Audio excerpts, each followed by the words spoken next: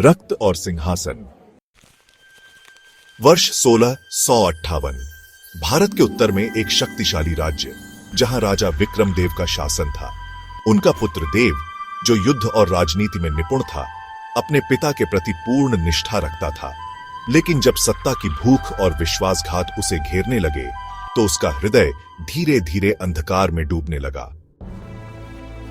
अध्याय 1। युद्ध की गूंज। देव एक महान योद्धा था जिसने राज्य की सीमाओं को विस्तार दिया।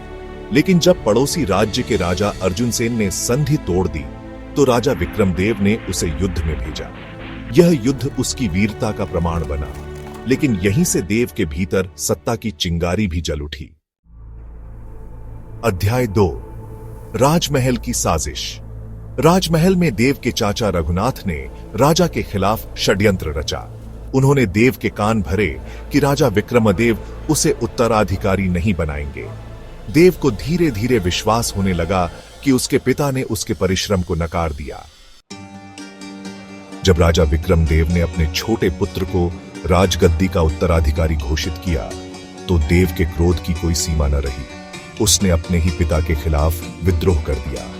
एक समय जो राज्य की रक्षा के लिए तलवार उठाता था, अब उसने अपने ही परिवार के विरुद्ध युद्ध छेड़ दिया। देव ने अंततः अपने पिता को पराजित कर दिया और स्वयं को राजा घोषित किया। लेकिन सत्ता का नशा उसे और निर्दयी बना रहा था।